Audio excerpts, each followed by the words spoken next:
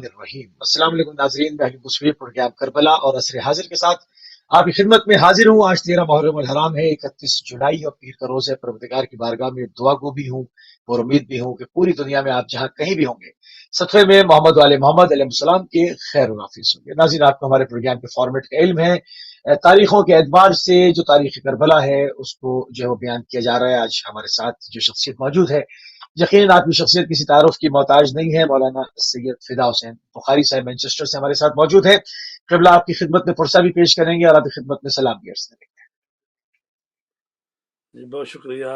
ہم بھی امام حسین علیہ السلام اور 72 شہدائے کربلا کا آپ سب کو تسلیت بھی عرض کرتے ہیں، پرسہ پیش کرتے ہیں، اور اللہ تبارک تعالیٰ سے دعا گو ہوں کہ ہمیں شہدائے کربلا کے ساتھ محشور فرمایا۔ جزاک اللہ قبلہ، جزاک اللہ۔ اور جس طرح سے ناظرین آپ نے دیکھا کہ روزانہ جو ہے وہ نہضت عاشورائی کے اوپر، سورۃ الحسین، امام حسین السلام کے سورہ کے اوپر، انقلاب کے اوپر جو ہے وہ مسلسل گفتگو تاریخی اعتبار سے، تاریخی روشنی میں آپ کی خدمت میں جاری و ساری رہی۔ عاشورہ گزرنے کے بعد جو واقعات اور حالات تاریخ کی کتابوں نے قلم بند کیے ہیں، مورخین نے اس کے اوپر لکھا ہے، وہ کیا کچھ ہے اس کو پوری کوشش کریں گے اپنے مختصر سے وقت میں رہتے ہوئے زیادہ سے زیادہ اہم اور اوتھینٹک معلومات کو آپ تک جو ہے وہ پہنچانے میں انشاءاللہ کامیاب رہیں۔ قبلہ، امام حسین اسلام کی شہادت کے بعد کے جو احوال تھے اس شام غریبہ میں، وہ تاریخ ہمیں کیا کچھ بتاتی ہے، اس پہ روشنی ڈالتے ہیں۔ جی شکریہ۔ اعوذ باللہ من الشیطان الرجیم، بسم اللہ الرحمن الرحیم۔ یا ایتھا النفس المطمئنہ ترجعی الی ربک راضیۃ مرضیہ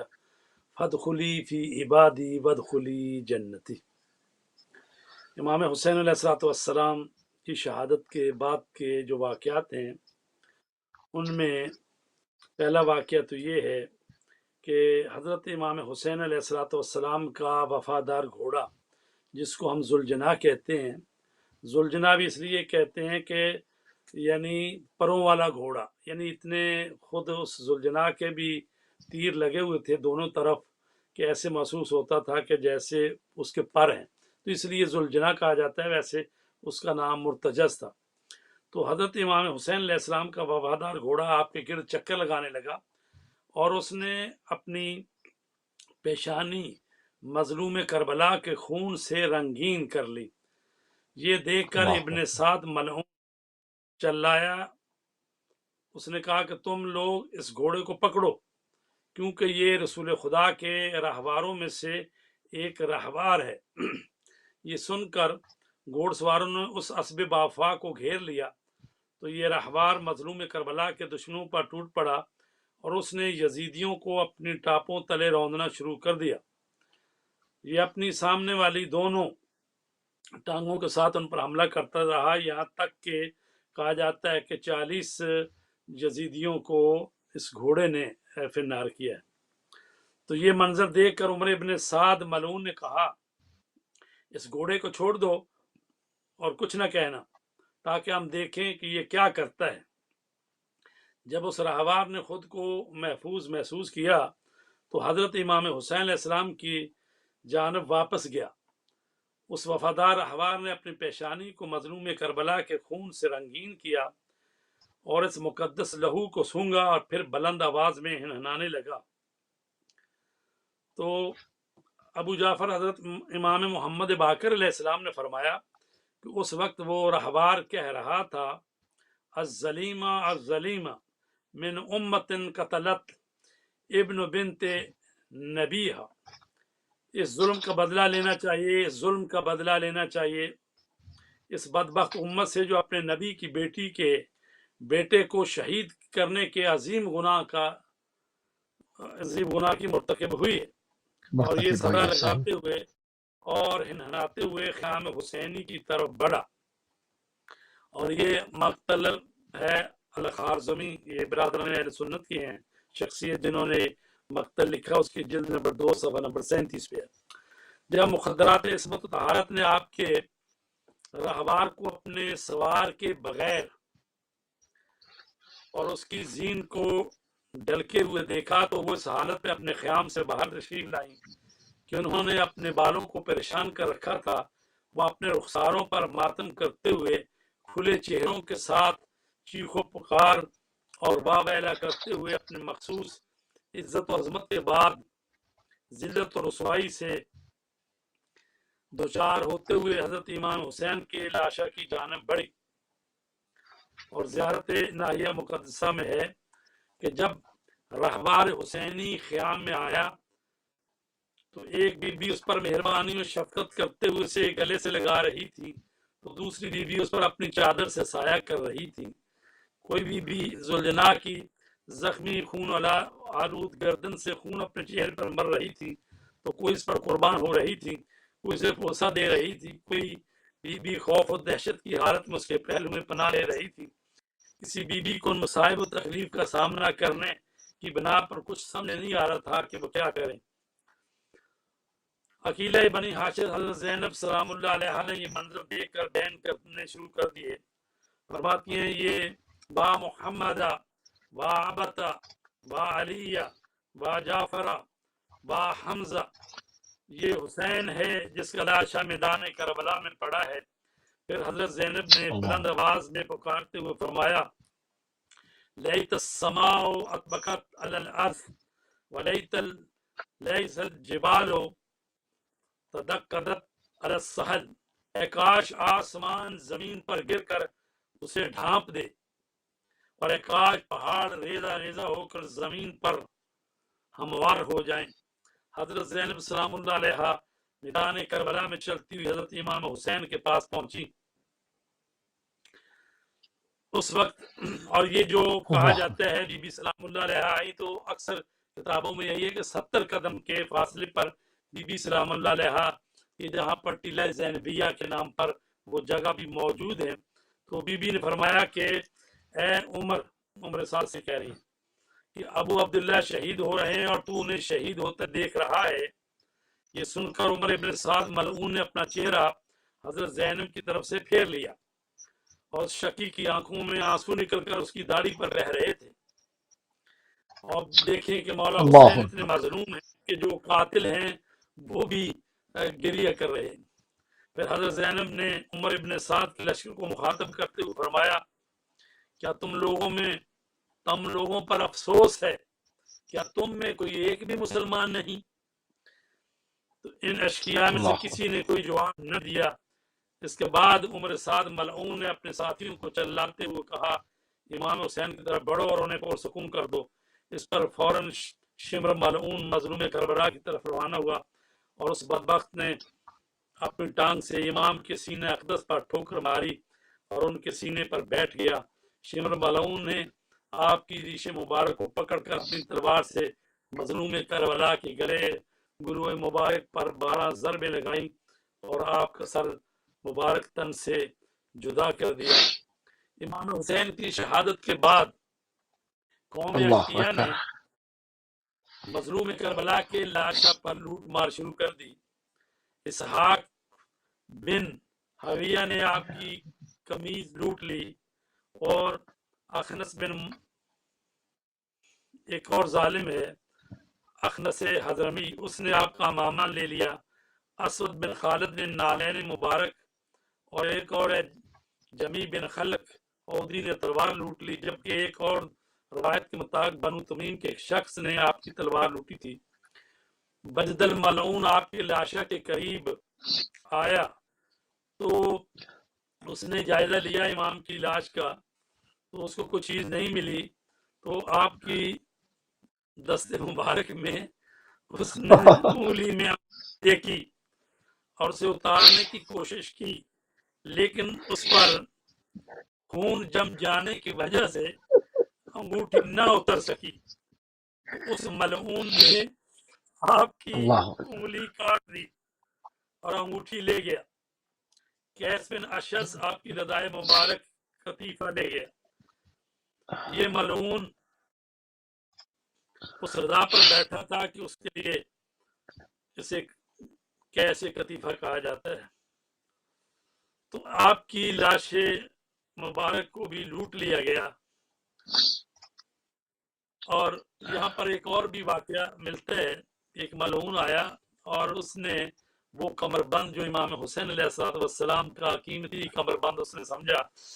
تو جو آپ نے باندھا ہوا تھا تو اس ظالم نے اس کمر بند کو یعنی کھولنا چاہا. امام حسین علیہ السلام کا دایاں ہاتھ آگے بڑھا، اس ظالم نے اس ہاتھ کو کاٹ دیا. پھر دوبارہ اس نے کوشش کی، پھر دوسرا ہاتھ بڑھا اور اس ظالم نے اس کو بھی کاٹ دیا. تو ایسے میں زمین میں لرزہ سے طاری ہوا، اور چونکہ رات کا وقت تھا تو اس نے دیکھا کہ ایک اماری سی اتری ہے اور اس میں سے کچھ ہستیاں آئی ہیں. ایک دفعہ ایک علیحدہ چھپ گیا. تو اس وقت یہ کہا جاتا ہے کتابوں میں یہ چیز ہے کہ رسول پاک صلی اللہ علیہ وسلم تشریف لائے اور بی بی فاطمہ زہرا اور مولا کائنات. اس وقت آواز امام حسین علیہ السلام کے بدن اقدس سے اور کہا گیا کہ نانا جان اس بدبخت نے میرے ہاتھوں کو کاٹ دیا ہے. تو رسول پاک نے فرمایا کہ خدا تیرے ہاتھوں کو شل کر دے، اور اس کے ہاتھ شل ہو گئے. اور وہ شخص جو ہے وہ جب خانہ کعبہ کے پاس آیا ایک دفعہ، اور وہاں پر خانہ کعبہ کے پردے کو پکڑ کر کہہ رہا تھا پروردگار میں تیرے گھر میں آیا ہوں لیکن میں جانتا ہوں تو مجھے معاف نہیں کرے گا. تو لوگوں نے اس کو پکڑا، اس نے کہا بدبخت یہ اللہ کا گھر ہے، اس میں بھی مایوسی کا اظہار کر رہا ہے. تو اس نے اس وقت یہ واقعہ سنایا کہ میں نے کس طرح امام حسین کی لاش کو لوٹنے کے لیے میں گیا اور میں نے کمر بند کھولنے کی کوشش کی اور ان کے میں نے ہاتھ کاٹ دیے، اور اس طرح سے کچھ ہستیاں تشریف لائیں آسمان سے. تو اس وقت انہوں نے مجھے کہا کہ تیرے ہاتھ شل ہو جائیں، اور اس وقت سے لے کر آج تک میرے ہاتھ جو ہیں وہ شل ہوئے ہوئے ہیں. تو یہ اس طرح سے بھی روایت جو ہے ہمارے پاس یہ آئی ہے. تو اللہ تبارک تعالیٰ ان ظالموں کے عذاب میں مزید اضافہ فرمائے کہ جنہوں نے رسول پاک کی نواسے کی لاش کو بھی لوٹ لیا.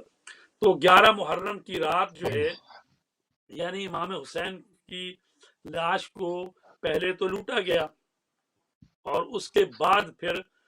عمر سعد نے کہا کہ کچھ افراد آئے جو کہ امام حسین کی لاش کو گھوڑوں کے ٹاپوں تلے پامال کر دیں. تو ایسے میں 10 افراد آگے بڑھے اور انہوں نے اپنے گھوڑوں کی یعنی سموں پر دوبارہ وہ جو نال بندی وہ لوہے سے لگاتے ہیں سموں کے نیچے،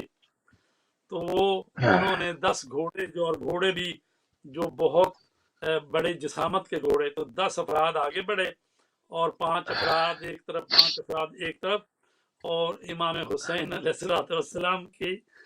لاش اقدس کو گھوڑوں کے ٹاپوں تلے پامال کر دیا گیا، یعنی تمام ہڈیاں توڑ دی گئیں اور مولا کے دائیں طرف کی پسلیاں بائیں طرف آ گئی. تو اس طرح سے امام حسین علیہ السلام کی لاش کو پامال کر دیا گیا. اور اس کے بعد یہ یزیدی فوج کے جو ظالم تھے وہ امام حسین کے خیموں کی طرف بڑھے، اور پہلے تو خیموں کو لوٹا گیا، جو چیز جس کے ہاتھ میں آئی وہ خیام میں سے لے گئے. اور پھر جب خیموں کو لوٹ لیا گیا اس کے بعد بیویوں کے سروں سے نیزوں کی یعنیوں سے ان کے سروں سے چادریں چھینی گئیں، اور بیویوں کے جو کانوں میں کسی کے گوشوارہ تھا، کسی کے کوئی اور زیور تھا، زیور لوٹے گئے. اور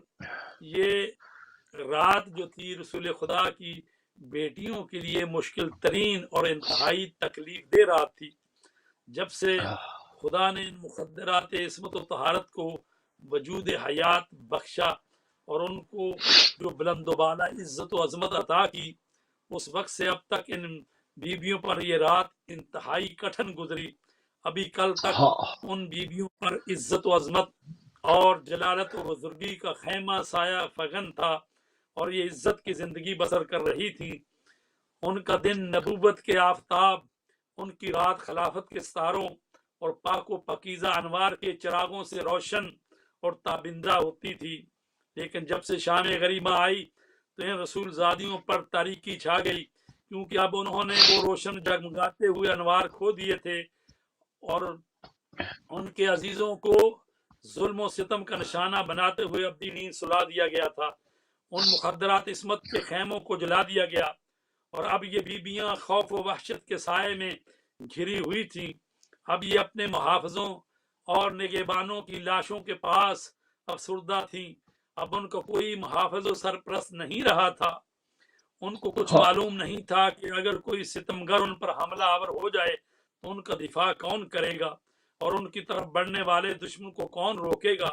ان بیبیوں کو اطمینان اور تسلی کون دے گا جو اپنے عزیز و اقارب اور پیاروں کو کھو چکی تھی۔ ہاں، ان مستورات کے درمیان انتہائی تکلیف دہ حالت میں بچے بلند آواز میں گریہ کر رہے تھے، بچیاں آہو فغاں کر رہی تھیں اور صدموں و غم سے دوچار ہونے والے بیبیوں کی آوازیں دشت کربلا میں گونج رہی تھیں۔ پس ان مستورات میں وہ ماں بھی تھی جس کے شیر خوار بچے کو تیروں نے ذبح کر دیا تھا، وہ بہنیں بھی تھیں جن کے بھائی شہید ہو چکے تھے اور وہ مائیں بھی تھیں جن کے چراغ گل ہو چکے تھے۔ یہ بیویاں اپنے پیاروں پر گریہ و بکا کر رہی تھیں، ان کے قریب ہی اپنے پیاروں کے لاشیں پڑے ہوئے تھے جن کے اعضاء کٹے ہوئے تھے اور گردنیں خون آلود تھیں۔ یہ مخدرات عصمت و طہارت لک و دک صحرا اور جنگل و بیابان میں تنہا تھی اور سامنے دوسرے ٹیلے پر دغا باز لشکر اپنے ظاہری فتح کے نعرے لگا رہا تھا اور وہ اپنی ظاہری کامیابی اور غلبہ اور اپنی کمینگی کے نشے میں مست تھے۔ ان تمام حالات و واقعات کے باوجود ان مستورات کو یہ معلوم نہ تھا کہ آنے والی صبح میں کیا ہوگا اور منادی کیا ندا دے گا۔ کیا ان بیویوں کے قتل کا حکم دیا جائے گا یا انہیں قیدی بنانے کہا جائے گا؟ اس وقت ان بیویوں کی حفاظت اور دفاع کے لیے اس بیمار امام سجاد کے سوا کوئی نہ تھا، جو نہ تو خود سے اپنا دفاع کر سکتے تھے اور نہ ہی کسی ضرر مستورات سے ڈرتے تھے، کیونکہ اس وقت صورتحال یہ تھی کہ خود بیمار امام کو یہ خطرہ تھا کہ وہ قتل کر دیے جائیں گے۔ رات ہر طرف عالم ملک و ملکوت میں دردناک اور پریشان کن صورتحال تھی۔ جنت کے محلات میں حوریں چیخ و پخار اور واویلا کر رہی تھیں اور آسمان کے مختلف طبقات میں فرشتے آہوازاری کر رہے تھے اور جن اپنے اپنے مقامات پر کربلا کے مظلوموں کا غم منا رہے تھے۔ اور یہ باتیں جو میں نے بیان کی ہیں اس کو محمد بن عبداللہ شبلی حنفی متوفا 769 ہجری صفحہ 146، اسی طرح تاریخ ابن عساکر جلد نمبر 4 صفحہ نمبر 341 اور مجمع الزوائد ابن حجر جلد نمبر 9 صفحہ 199، تاریخ الخلفاء سیوطی اور اسی طرح بہت ساری اور کتابوں میں یہ چیز آئی ہے۔ ابن ابل حدید کہتے ہیں، جنہوں نے شرح لکھی ہے نہج البلاغہ کی، کہ عبید اللہ ابن زیاد ملعون کی اولاد نے بصرہ میں 4 مسجدیں علی ابن ابی طالب کے بغض اور کینہ کی بنا پر قائم کی۔ یعنی یہ لوگ جو ہیں شکر کے طور پر اور شکرانے کے طور پر یہ لوگ اسی لیے کہتے ہیں کہ 10 محرم کو روزہ رکھو اور یہ مسجدیں بنا رہے تھے شکرانے کے طور پر، خدا ان پر لعنت کرے، کہ جو دین کے وارث ہیں، رسول کے نواسے ہیں، ان کو شہید کر کے اور اس طرح سے اس کو وہ لے رہے تھے۔ جی اچھا، یہ تو سارا ہو گیا شام غریبہ کا احوال، جو کہ ایک ہولناک رات اہل بیت رسول صلی اللہ علیہ وآلہ وسلم کے اوپر گزری۔ اس کے بعد جو تدفین کے مراحل ہیں، ابھی ہم تھوڑے قیدی جو بنانے کی جو اثارت اہل بیت ہے، جو اہل بیت علیہ السلام مقررات عصمت و طہارت کو جو قید کیا گیا اور کس طرح سے وہ لے کر گئے، اس پر تھوڑی سی ابھی ہم بات کریں گے۔ تدفین کے مراحل، ایک تو جو وہاں پر ایک جو بیٹر فیلڈ کے اندر جو اور سپاہیوں کے بھی جنازے تھے، ان کو انہوں نے اپنے لوگوں کو کس طرح سے دفن کیا، اور اہل بیت علیہ السلام کے جو نورانی جو جنازے تھے ان کے ساتھ کیا ہوا، ان تدفین کے مراحل پہ بات کر لیتے ہیں۔ جی، اب میں کرتا ہوں تدفین کے بارے میں بات۔ میں حضرت ام المومنین حضرت ام سلمہ، یعنی یہ چونکہ اسی 10 ہی واقعہ ہے کہ جب حضرت امام حسین علیہ السلام کی شہادت ہوئی تو آپ کو معلوم ہے کہ رسول خدا صلی اللہ علیہ وسلم نے جب حضرت امام حسین کا بچپنا تھا اور ایک دن امام حسین کو لے کر رسول پاک جو ہیں گریہ کر رہے ہیں، اور اس وقت بی بی، اس سے پہلے واقعہ تو اس طرح سے ہے کہ رسول پاک نے فرمایا کہ میں آرام کرنا چاہتا ہوں اور کوئی میرے حجرے میں نہ آئے، تو بی بی ام سلمہ کہتی ہیں میں باہر تشریف فرما تھی، تو ایسے میں حسین آئے اور میں ان کو روکنا چاہتی تھی، تو ایسے میں رسول خدا کو معلوم ہوا، تو آپ نے فرمایا ام سلمہ یہ میرا حسین ہے، اس کو مت روکو۔ تو بی بی کہتی اللہ ہیں کہ اکبر، حسین چلے گئے کمرے میں، تو پھر وہ کہتی تھوڑی دیر بعد میں نے دیکھا کہ یعنی آوازیں آ رہی ہیں رسول پاک کے گریہ کرنے کی، اور میں گئی، میں نے کہا یا رسول اللہ آپ کو کس چیز نے رلا دیا؟ صلی اللہ کہا کہ ابھی علیہ ابھی صلی اللہ علیہ جبرائیل وسلم۔ آئے تھے اور انہوں نے مجھے خبر دی ہے کہ اے رسول خدا، اپنے اس نواسے سے آپ بہت زیادہ محبت کرتے ہیں، تو آپ کی امت جو ہے اس کو قتل کر دے گی اور یہ شہید کیے جائیں گے سرزمین طف میں۔ تو یہ مجھے شیشی بھی دے کر گئے ہیں، تو یہ کربلا کی مٹی ہے اس شیشی میں، اور ام سلمہ اس کو اپنے پاس رکھو، اور جب یہ مٹی جو ہے خون میں تبدیل ہو جائے تو سمجھ لینا کہ میرا حسین شہید ہو گیا۔ تو یہ بی بی سلمہ کے پاس شیشی جو ہے رسول پاک کی دی ہوئی جس میں مٹی تھی وہ موجود تھی، اور رسول پاک کی بیویوں میں جن کی سب سے آخر میں وفات ہوئی ہے وہ حضرت ام سلمہ ہے، اور کہا جاتا ہے کہ تاریخوں میں کہ سن 62 ہجری میں ان کی وفات ہوئی ہے، تو یہ واقعہ سن 61 ہجری کا ہے۔ تو وہ فرماتی ہیں کہ میں نے دوپہر کو 10 محرم کو، وہ دوپہر کو آرام فرما رہی تھیں کہ وہ کہتی ہیں خواب میں نے دیکھا، رسول خدا کو خواب میں اس حالت میں دیکھا کہ آپ کے بال بکھرے ہوئے غبار آلود تھے اور سر مبارک پر تھی۔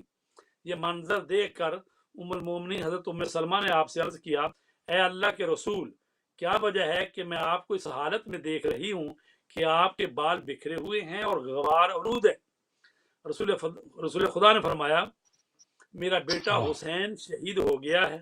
اور میں حسین اور ان کے اصحاب کی قبریں کھودنے میں مشغول تھا، جس کی وجہ سے میرے بال بکھرے ہوئے اور غبار آلود ہیں۔ تو اس کو بھی سنی شیعہ جو تاریخیں جنہوں نے لکھی ہیں انہوں نے اس واقعے کو درج کیا۔ یہ سن کر ام سلمہ دہشت کے مارے بیدار ہو گئی اور اس شیشی کو جا کر دیکھا جس میں خاک کربلا محفوظ تھی، تو وہ خاک خون میں تبدیل ہو چکی تھی۔ کربلا کی یہ خاک نبی اکرم نے حضرت ام سلمہ کو دی تھی اور انہیں حکم دیا تھا کہ اس خاک کو سنبھال کر رکھنا، اور اس کے علاوہ حضرت ام سلمہ نے رات کی تاریکی میں ہاتف غیبی کی آواز سنی کہ وہ حضرت امام حسین کی شہادت کی خبر دے رہے تھے اور کہہ رہے تھے اے حسین کی عزت و عظمت سے ناآشنا حسین کے قاتلو، تمہیں دردناک عذاب اور ذلت و رسوائی کی بشارت ہو۔ حضرت داؤد کا بیٹا سلیمان نبی، حضرت موسیٰ اور صاحب انجیل حضرت عیسیٰ تم پر لعنت کرتے ہیں، تمام آسمانی مخلوقات، تمام انبیاء اور رسل اور تمام شہداء تمہارے لیے بد دعا کر رہے۔ حضرت ام سلمہ رات کی تاریکی میں حضرت امام حسین کی شہادت کے متعلق آوازیں سنتی تھیں، لیکن آپ کو یہ صدا دینے والے کہیں بھی نظر نہیں آتے تھے، جبکہ آپ نے اشعار بھی ہاتف غیبی سے سنے، اور ان کا ترجمہ یہ ہے اے چشم، تم کوشش کر کے اپنے آنسوؤں کو سنبھال لو، کیونکہ میرے بعد ان شہداء پر کون روئے گا، اس گروہ پر کون گریہ کرے گا جسے موت تقدیر ظالموں کے پاس غلاموں کی سلطنت میں کھینچ کر لائی۔ جب حضرت ام سلمہ جو ہیں ان کے رونے کی آوازیں بلند ہوئیں تو حضرت عبداللہ ابن عباس ان کی خدمت میں حاضر ہوئے اور ان سے رونے کا سبب دریافت کیا، تو حضرت ام سلمہ نے بتایا کہ ان دونوں شیشیوں میں موجود خاک کربلا خون میں تبدیل ہو گئی ہے۔ تو روز عاشور حضرت ابن عباس نے حضرت رسول خدا کو خواب میں اس حالت میں دیکھا کہ آپ کے بال بکھرے ہوئے ہیں اور گرد آلود تھے، اور نبی اکرم کے ہاتھ میں ایک شیشی تھی جس میں خون تھا۔ اس پر ابن عباس نے حضرت رسول خدا سے عرض کیا میرے ماں باپ آپ پر قربان ہوں یا رسول اللہ، اس شیشی میں کیا ہے؟ تو رسول خدا نے فرمایا یہ حسین اور ان کے اصحاب کا خون ہے، اور میں آج سارا دن اس لہو کو جمع کرنے میں مشغول رہا ہوں۔ تو عزیزہ نے گرامی یہ یعنی مدینے میں تھے یہ افراد، اور وہاں پر رسول پاک کو خواب میں انہوں نے دیکھا کہ رسول پاک جو ہیں وہ بھی اپنے نواسے کے لیے یعنی کربلا میں حاضر بھی ہیں، اور ان کے لہو کو بھی جمع کر رہے ہیں اور گریہ بھی کر رہے ہیں اور ان کی قبروں کو بھی کھود رہے ہیں۔ تو یہ ساری روحانی اور معنویت والی باتیں ہیں، اور وہ ظاہر ہے کہ ان ہستیوں کو خواب میں یہ چیزیں ملی ہیں اور ان لوگوں نے یہ روایت کی ہے، تو تب لوگوں کو اس کا معلوم ہوا ہے۔ لیکن میں عرض کروں کہ چونکہ امام حسین علیہ السلام جو کائنات کے وجود کی علت ہیں، چونکہ لولاک لما خلقت الافلاک، اے میرے حبیب اگر میں تجھے پیدا نہ کرتا تو اس کائنات کو پیدا نہ کرتا، تو کائنات کی علت العلل رسول پاک کی ذات گرامی ہے، اور امام حسین جو رسول پاک کے وجود کا حصہ ہیں، اور رسول پاک نے فرمایا حسین منی و انا من حسین، حسین مجھ سے ہے اور میں حسین سے ہوں۔ تو چونکہ حسین کو جو وجود ملا، آپ کو نبی کے وجود سے وجود عطا ہوا، اور نبی علت العلل ہیں جو کہ ذات الہی کی مقدس شعاع سے متفرع ہیں۔ اس لیے جب امام حسین علیہ السلام کا لاشا 3 دن تک کربلا کی تپتی ہوئی اریاں حالت میں پڑا رہا، تو 3 دن تک دنیا میں تاریکی چھائی رہی، رات میں کالی سیاہ تاریکیوں کا دور رہا، یہاں تک کہ لوگ سمجھنے لگے کہ قیامت بپا ہو گئی۔ دن میں زوال کے وقت ستارے ظاہر ہونے لگے، اور پھر یہ ستارے ایک دوسرے سے ٹکرا کر ٹوٹ کر گرنے لگے۔ دن کے بعد سورج کی روشنی نظر نہیں آتی تھی، گویا سورج کو گرہن لگ گیا، حتیٰ کہ 3 دن تک دنیا کی یہی حالت رہی، اور یہ اس لیے کہ امام حسین کی لاش اقدس جو تھی وہ پڑی رہی بغیر دفن کے۔ اور اس میں ہرگز کوئی تعجب اور حیرت کی بات نہیں ہے کہ جتنا عرصہ جوانان جنت کے سردار کی لاشا سرزمین کربلا پر اوریاں پڑا رہا،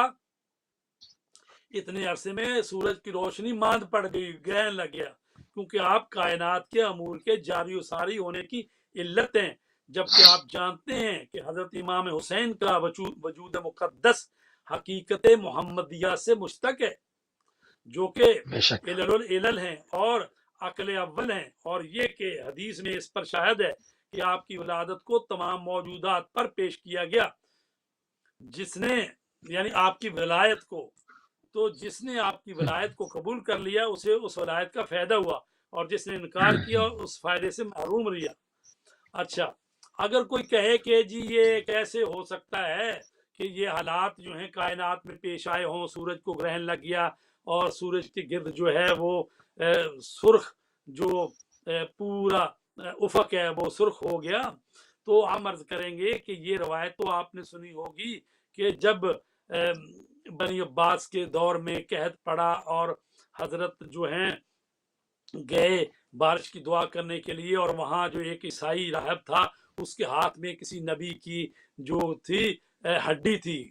تو انگلی کی ہڈی تھی، اور وہ اس کو برہنہ کرتا تھا اور دعا کرتا تھا تو بارش ہو جاتی تھی، تو امام نے فرمایا اس سے وہ لے لے، تو پھر وہ نہیں کر سکا۔ تو یعنی اگر نبی کے اعضاء، کسی نبی کا عضو اور اعضاء جو ہیں اور ان کو دیا جائے واسطہ دے کر اور ان کی ہڈی کو، تو پھر کائنات کے نظام میں کیوں تبدیلی نہیں آئے گی کہ جب مولا حسین علیہ السلام جو رسول پاک کا نواسا ہے، اس کائنات جو جن لوگوں کی وجہ سے وجود میں آئی ہے، اور پھر وہ جو جوانان جنت کا سردار ہے اس کا برہنہ جو جسم اقدس ہے سرزمین کربلا پر تپتی ہوئی ریت پر بے گورو کفن ڈال دیا گیا، تو ان اشقیاء نے تو آپ کے جسم اطہر کے اعضاء کے ٹکڑے ٹکڑے کر دیے۔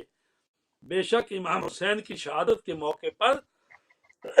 عالمی موجودات اور کائنات کے نظام میں تغیر و تبدل واقع ہوا۔ بے شک آپ پر درندوں اور وحشی جانوروں نے بھی گریہ کیا، اور درندوں کی آنکھوں سے امام علیہ السلام کی مظلومیت پر شفقت اور رحم کی وجہ سے آنسو بہہ گئے۔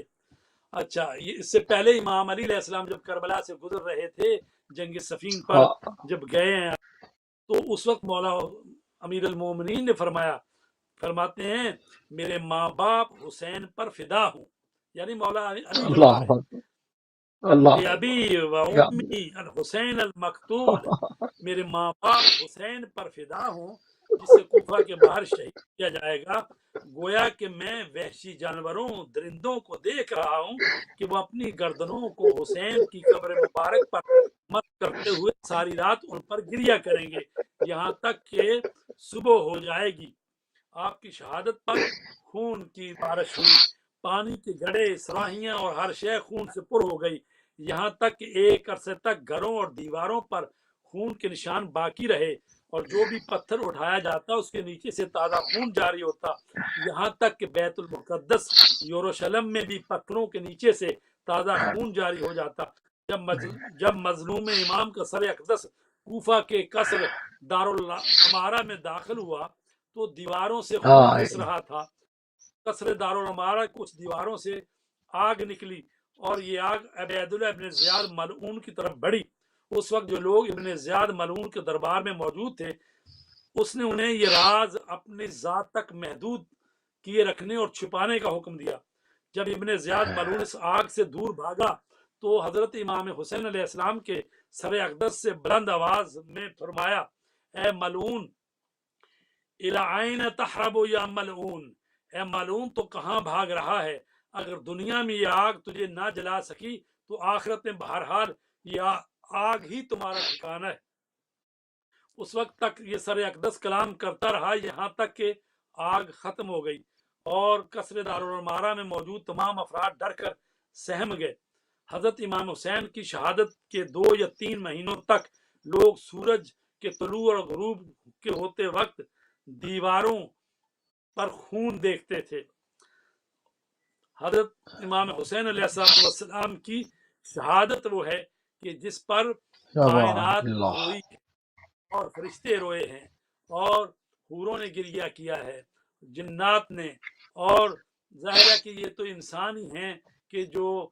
کہنے کو تو اشرف المخلوقات ہیں، لیکن رسول پاک کی امت میں سے ایسے بدبخت اور شقی تھے کہ جنہوں نے رسول پاک کے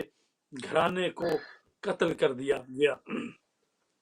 تو اب آتے ہیں اس کی طرف کہ جو آپ نے جی قیدی جو سوال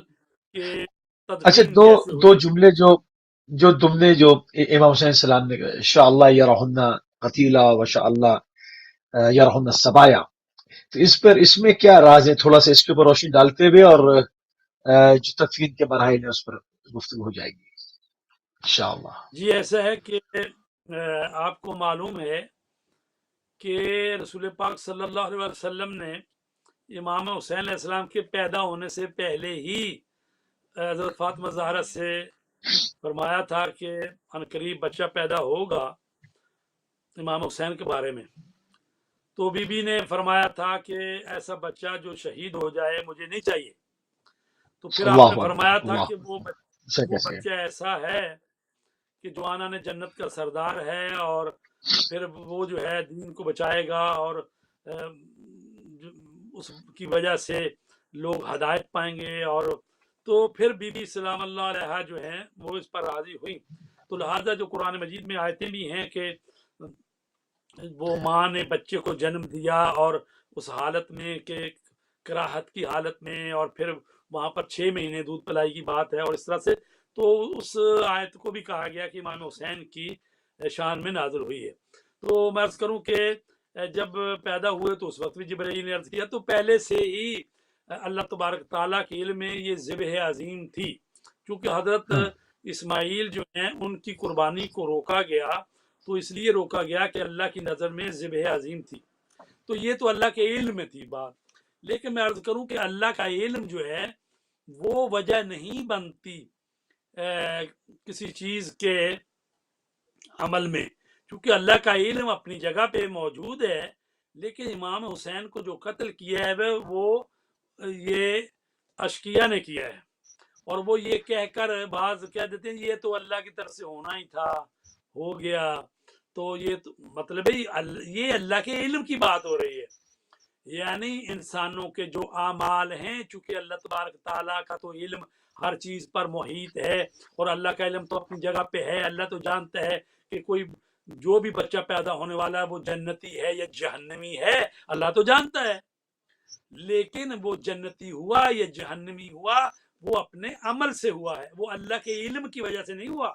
اللہ کا علم تو ہے ہی، کیونکہ اللہ کے علم کو تو نہیں آپ روک سکتے، اللہ کا علم تو ہر چیز پر محیط ہے، وہ تو جانتے ہیں ہر پیدا ہونے والا بچہ یہ جنتی ہے یہ جہنمی ہے۔ تو لیکن انسان مومن جو ہے وہ اپنے عمل سے جنتی بنتا ہے، اور اسی طرح جو بدبخت ہے وہ اپنے عمل سے جہنمی بنتا ہے۔ وہ ہے شعر ہے نا، عمل سے زندگی بنتی ہے جنت بھی جہنمی، یہ خاکی اپنی فطرت میں نہ نوری ہے نہ ناری ہے۔ تو لہٰذا یہ جو رسول پاک نے اطلاع دی ہے رسول پاک کو یا بی بی فاطمہ زہرا کو، اور یہ پہلے سے معلوم ہے اور وہ بتا بھی رہے ہیں، تو یہ بتانا جو ہے یہ تو سبب بننا چاہیے تھا کہ امت جو ہے اور الرٹ ہو جاتی کہ بھئی امام حسین کا ساتھ دینا ہے۔ رسول پاک تو بتا رہے تھے کہ میرا نواسہ شہید کیا جائے گا، اور جو کو بھی اس کی فریاد سنے تو اس کا ساتھ دے، تو امت کو تو ساتھ دینا چاہیے تھا، نہ یہ کہ امت جو ہے قتل کے در پہ ہو جاتی۔ تو لہٰذا اسی طرح ظاہر ہے کہ آپ کے بھائی نے، اور اسی طرح عبداللہ ابن عباس نے، محمد حنفیہ نے، جب مکے سے آپ نکل رہے تھے تو اس وقت محمد بن حنفیہ تشریف لائے، کہا بھائی جان آپ ادھر نہ جائیں، آپ یمن کی طرف چلے جائیں، رات کا وقت تھا، یعنی یہ آپ کہہ لیں کہ 7 ذو الحجہ کی رات کا وقت ہے۔ تو اس وقت آپ نے فرمایا تھا کہ ٹھیک ہے بھائی میں آپ کے مشورے پر غور کروں گا، اور جب 8 ذو الحجہ ہوئی تو آپ نے تیاری کی عراق کی طرف جانے کے لیے، اور جب معلوم ہوا لوگوں کو تو صبح صبح حضرت محمد بن حنفیہ بھی بھاگے بھاگے آئے اور آپ کے گھوڑے کی لگام کو پکڑ لیا یا اونٹنی کی لگام کو پکڑ لیا، اور کہا بھیا آپ نے تو کہا تھا کہ آپ میری بات پر غور کریں گے۔ تو آپ نے فرمایا ہاں بھائی، رات کو خواب میں رسول خدا صلی اللہ علیہ وسلم تشریف لائے ہیں، اور انہوں نے کہا کہ میرے بیٹے حسین عراق کی طرف جاؤ۔ تو اس وقت آپ نے کہا کہ ان اللہ شاء ان یرانی قتیلا، اللہ کا یہ چاہت ہے، اللہ کا ارادہ ہے کہ وہ مجھے قتل ہوتا دیکھے۔ اس وقت آپ نے اور پھر جب انہوں نے کہا کہ بہنوں کو اور خاندان کی خواتین کو نہ لے کر جائیں، تو اس وقت آپ نے فرمایا کہ ان یراہن سبایا، اور اللہ کا ارادہ ہے، چاہت ہے کہ وہ ان کو قیدی ہوتا دیکھے۔ تو یہ اس لیے ان کو سمجھانا پڑتا ہے، یعنی یہ باتیں علم کی، غیبی علم کی باتیں، اور رسول پاک نے جو فرمایا وہ بتانی پڑتی تھی، جو یعنی وہ کانے ہو جائیں کہ یہ صرف جو ہے معاملہ یہ ظاہری نہیں ہے، یہ باطنی معاملہ بھی ہے، یہ معنوی معاملہ بھی ہے۔ لیکن ان تمام عوامل میں جو ظاہر ہے کہ سب سے بڑی وجہ تو یہی ہے کہ رسول خدا صلی اللہ علیہ وسلم جو 1,24,000 انبیاء کے بعد آئے اور انہوں نے دین اسلام کو قائم کیا اور حکومت اسلامی قائم کی، 10 سال رسول پاک نے حکومت کی۔ ظاہر ہے کہ اسلام کے جو قوانین ہیں وہ حکومت کی وجہ سے ہی نافذ ہو سکتے ہیں، اگر حکومت اسلامی خلافت الہیہ نہ ہو تو پھر وہ قائم نہیں رہ سکتے۔ تو لہٰذا رسول پاک صلی اللہ علیہ وسلم کے بعد کے ایسے حالات پیدا ہوئے ہیں کہ نوبت یہاں تک پہنچ گئی کہ یزید جیسا حکمران مسلمانوں کا بن گیا۔ تو اس لیے امام نے فرمایا کہ میں چاہتا ہوں کہ میرے خون سے وہ رنگین ہو جائیں، تو لہٰذا آپ نے اپنی جو ہے پیش کر دی، اپنی جان پیش کر دی، تو اس میں آپ شہید ہو گئے۔ آخری 5 منٹ ہمارے پاس موجود ہیں، ہم چاہیں گے اس میں تھوڑا سا آپ سے اور استفادہ کر لیں۔ تدفین کے بعد جو قیدی بنایا گیا وہ کن راستوں سے لے کے کوفہ گئے؟ اس کو ذرا مختصراً ہو جائے گی بات، پھر انشاءاللہ آگے ایام ہے اور مسلسل اس کے اوپر جو ہے وہ معروضات اور نقاشات ناظرین کے محضر میں جاری و ساری رہیں گے۔ آخری 5 منٹ اس میں استفادہ کرتے ہیں آپ سے۔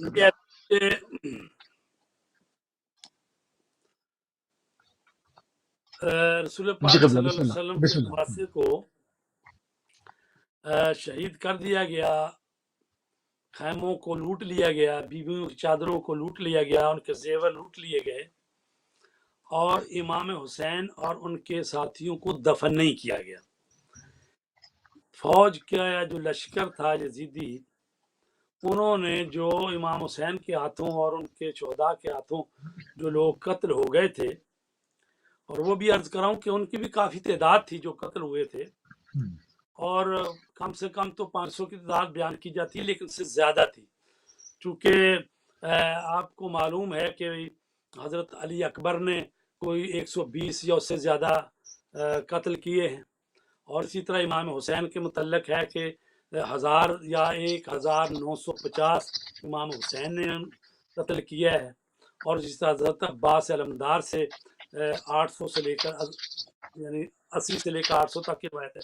اور اسی طرح کسی نے 70 آدمی قتل کیے، کسی نے 12 کیے، کسی نے 20 کیے، تو اس طرح سے کافی لوگ ان کے قتل ہوئے تھے۔ تو اگلے دن انہوں نے ایک بڑا گڑھا کھودا اور عمر سعد نے ان سب کو ایک گڑھے میں دفن کر کے نماز پڑھی، لیکن امام حسین اور ان کے ساتھی جو 72 تھے تقریباً، ان کو اسی حالت میں چھوڑ کر چلے گئے، یعنی انہوں نے ان کو اس قابل بھی نہ سمجھا کہ یہ مسلمان ہیں، اور جو ہے ان کو دفن کیا جائے، چلے گئے وہ، اور 10 محرم کو شہید ہوئے، 11 کو فوج اشکیا کے لوگ چلے گئے، اور اسیران کربلا جو ہے ان کو ساتھ لیا انہوں نے، اور وہ چلے گئے۔ اچھا، جب لے کے آ رہے تھے اسیروں کو، تو امام حسین علیہ السلام کے لاش اقدس کے پاس سے جب یہ قافلہ گزرا، تو بیبیوں نے اپنے آپ کو وہ اونٹوں سے گرا دیا، اور چونکہ امام حسین کے فرزند حضرت زین العابدین کو تو انہوں نے گلے میں توق ڈالا ہوا تھا، اور ان کے قدموں کو اونٹ کے ساتھ رسیوں سے باندھا ہوا تھا، تو وہ تو اونٹ کے اوپر ہی تھے، لیکن بی بی سلام اللہ علیہا نے اپنے آپ کو اونٹ سے گرا دیا، اور باقی بیبیوں نے۔ تو حضرت امام حسین کی لاش اقدس جو اس وقت تک ابھی دفنائی نہیں گئی تھی، اور گھوڑوں کے لاشوں تلے پمال شدہ لاش تھی جس پر پتھر بھی تھے اور ٹوٹی تلواریں بھی تھی، نیزے بھی قریب پڑے ہوئے تھے، تو امام حسین علیہ السلام کی لاش پر بی بی سلام اللہ علیہا اور بی بی سکینہ اور باقی بیبیاں جو ہے انہوں نے گریہ کیا، آہ بکا کی، اور بی بی سلام اللہ علیہا اس وقت فرماتی ہیں کہ آپ کا منہ پھر گیا مدینے کی طرف، اور کہا کہ اے نانا جان، یہ آپ کا حسین ہے، جو کہ مرمل بالدماء، جو خون میں گلتا ہے، قطع الاعضاء، جس کے اعضاء کو کاٹ دیا گیا ہے، اور جو خون میں غلطاں ہیں، جس کی لاش پامال کر دی گئی ہے، ٹکڑے ٹکڑے لاش کر دی گئی ہے، اور یہ آپ کی نواسیاں ہیں جن کو قیدی کر لیا گیا ہے۔ تو اس آخری وقت 2 منٹ آگا بی بی کے مصائب کو سن کر اشقیا بھی رو رہے تھے، حتیٰ کہ جو گھوڑے تھے ان کی آنکھوں سے بھی پانی بہ رہا تھا۔ تو اس موقع پر بی بی سکینہ کو بھی امام نے وہ اشعار یاد دلائے کہ جس میں ہے کہ اے میرے شیو، کاش تم کربلا میں ہوتے اور دیکھتے کہ کس طرح میں اپنے بچے علی اصغر کے لیے پانی مانگ رہا ہوں، اور جب بھی تم ٹھنڈا پانی پیو میری پیاس کو یاد کرو۔ تو بیویاں جو ہیں اس حالت سے وہاں سے چلی گئیں، ان کو لے جایا گیا، اور یہ 10 محرم کا واقعہ ہے، 11 کو وہ چلے گئے، اور 12 یا 13 محرم، یہ 2 روایتیں کہ بنی اسد کے لوگ جو ہیں وہ آئے، اور انہوں نے اپنے ہاتھوں میں نیزے کیا کہتے ہیں کسی اور وہ چیزیں پکڑی ہوئی تھی تاکہ قبروں میں ان کو دفن کیا جائے۔